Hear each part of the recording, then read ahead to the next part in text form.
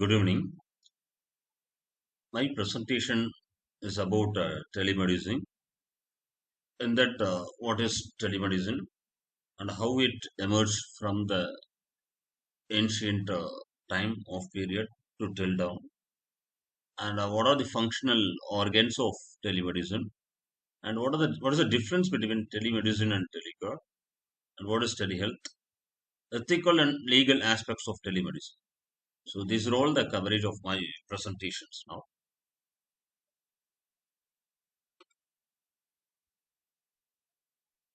So if you take a history of telemedicine, we'll start from pre-20th century.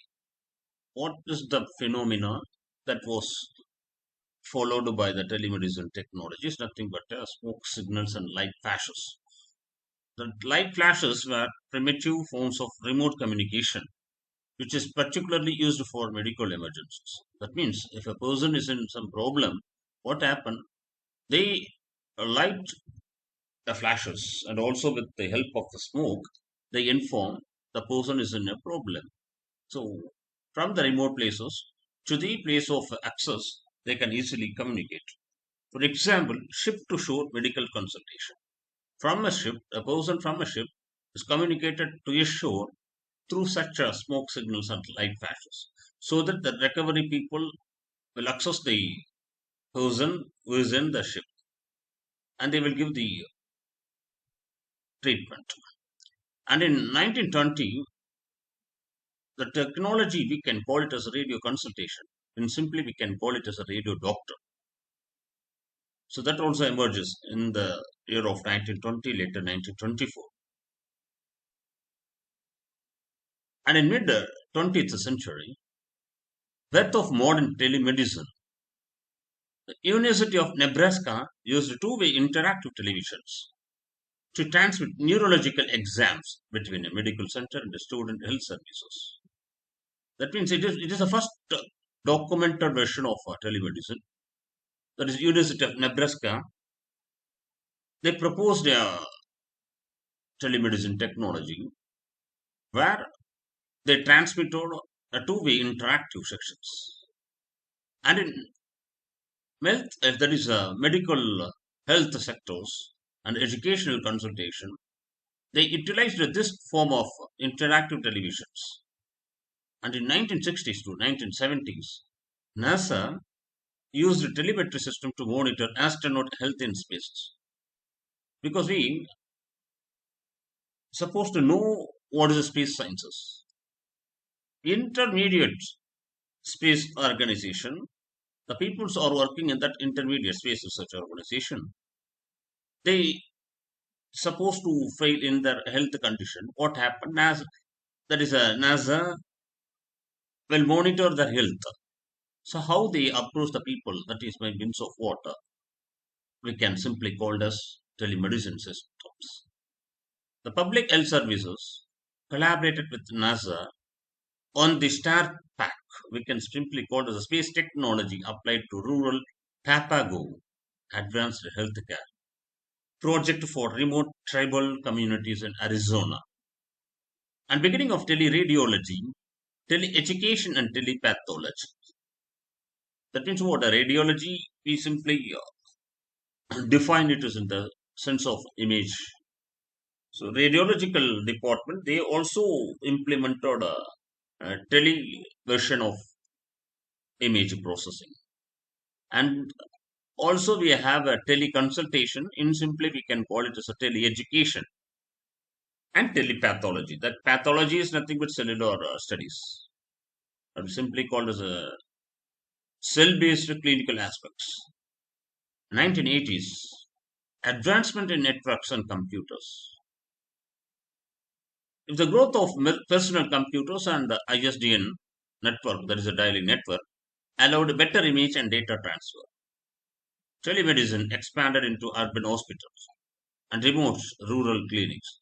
This, by the means of emerging, that is at the period of 1980s, personal computerized revolutions, it expanded its usage in urban hospitals and remote rural clinics. So in that, they use a satellite communication for remote healthcare deliveries. In 1990s internet era and global expansion, the internet and email revolutionized medical consultations. Real-time video conferencing became more practical. Growth of teleconsultation, telemonitoring, and EHR, and simply we can call it as electronic health records. So in 1990s only, a full form of telemedicine emerges in the societies. So in that later period of 1990s also, the robot will do the operation. Robo surgeries is also there with the help of what we simply called as a telemedicine technologies. In 2000s, integration into health systems. There is integration of mobile technology, wireless networks, and cloud computing. So development of standard protocols. A protocol example is simply called as a DICOM and HL7. These two are a protocol for networking. Introduction of tele-ICUs, telesurgery, and home-based care system. These are all revolutionized in the year of 2000. In 2010, in 2010's rise of mobile health, we simply term it as M-health, and artificial intelligence. Rise in smartphone-based apps, wearable devices for monitoring blood pressure, ECG, glucose. So if the patient need to monitor continuously, they are using the smartphone-based technology of app. So AI and machine learning plays a vital role for a smartphone-based app. So regulatory framework, even though if they are using this AI and machine learning, they're supposed to follow the regulatory frameworks, simply called as HIPAA and GDPR evolved. HIPAA is the main regulatory authorities we can call it as a health insurance, portability and access. So they are supposed to follow this HIPAA regulatories. In 2020s, we all suffered with the pandemic COVID-19. So during that period, telemedicine plays a vital role for bridging the gap between the society and the doctors. So we can simply call it as the health sectors with the societies. So telemedicine plays a vital role. Massive global adoption. Emergency laws allowed across state and remote prescriptions. Integration with electronic medical record or health electronic health record, IoT health devices, and remote diagnostics.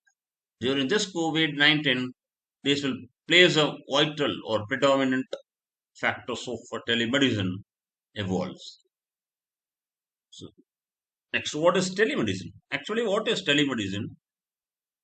So this is nothing but a delivery of healthcare services at a distance using information and communication technologies. It allows remote diagnosis, consultation, and treatment. Is used in rural health, military, disaster relief, and chronic care. So in this we simply term telemedicine, which uses a ICT between the remote area and the professional societies, or we simply call it as a doctor face, patient face and doctor faces, or we simply define it as in the terms of source one and destination one. So then what are the benefits of telemedicine? It access to healthcare in remote areas, hospital visit is totally reduced, and waiting times are also reduced. Cost effective for patients and providers. Useful in epidemic or disaster situations. So telemedicine is nothing but remote healthcare using ICT. What are the blocks of telemedicine?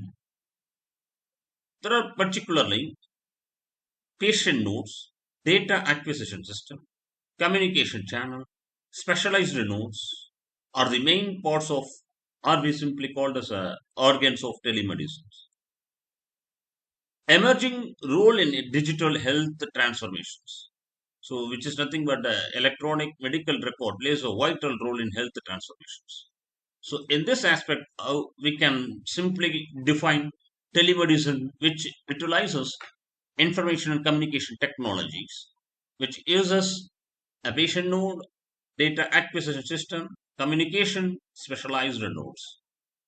So what's the need of data acquisition in the telemedicine, which is nothing but the signal we are using here is analog signal. If we need to transmit through a channel, we need a digitalized form. So what happened? We need to acquire the data by the means of data acquisition system.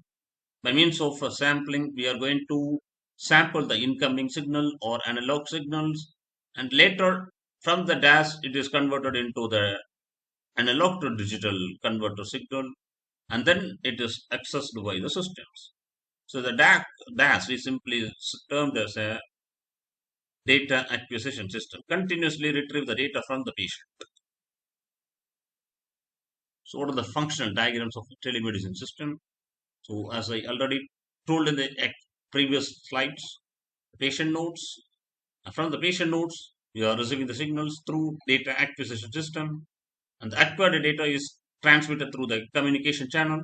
In this communication channel, we may use a wireless topology, or it is a cloud-based system, and later it is delivered to the specialized node. And that specialized node, the doctor is deputed.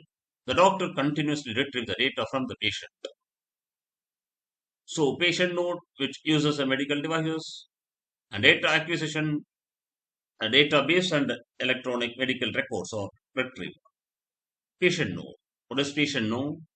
Located at a clinic, rural health centers, or patient's home, and equipped with the diagnostic devices like digital BP monitor, ECG, pulse oximeter, thermometer, digital stethoscope. It includes video conferencing setup like webcam, microphone, display.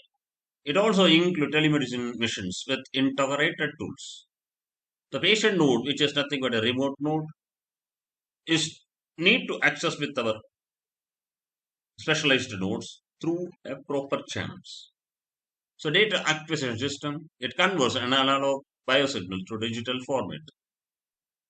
So DAS composed of sensors and signal conditioning circuits, analog to digital converters, a digital processor for cleaning and formatting data. So it ensures compatibility with the diagnostic softwares. So DAS is a predominant factors of converting the analog signal into the digital signals. Communication channel, the transfer processed data securely to the specialist. That means the data from the DAS is delivered to the specialist by the means of a communication channel. It uses wired or wireless. In case of wired, we call it as fiber optics or local area network. In case of wireless, 4G or 5G or satellite technologies. So while transferring the data, it always follows the protocols like DICOM, HL7, HTTPS, and VPNs. It supports real-time video calls and store and forward data transfers. Store and forward data transfer is most important while transmitting the data from the patient node to the specialized nodes. Specialized nodes, doctors' workstations. It includes high resolution display, diagnostic software tools, video conferencing interface, and also it allows viewing and interpreting data and images, real-time interaction with patient, prescription and treatment planning. That means in the specialized node, doctors continuously retrieve the data from the patient so that he can easily diagnose what is the problem occurs in the patient. With respect to the problem, doctors prescribe the treatment and continuously monitor the patient. So database and electronic medical records. It stores all medical records in the form of reports, prescriptions, consultations. I already told this is a cloud-based or local service system. It supports long-term patient history, machine learning-based predictive analysis, integrates with hospital and pharmacy systems. Always, data security is important through HIPAA Act. We can call it as NDHM compliance. So this is the overall structure of telemedicine.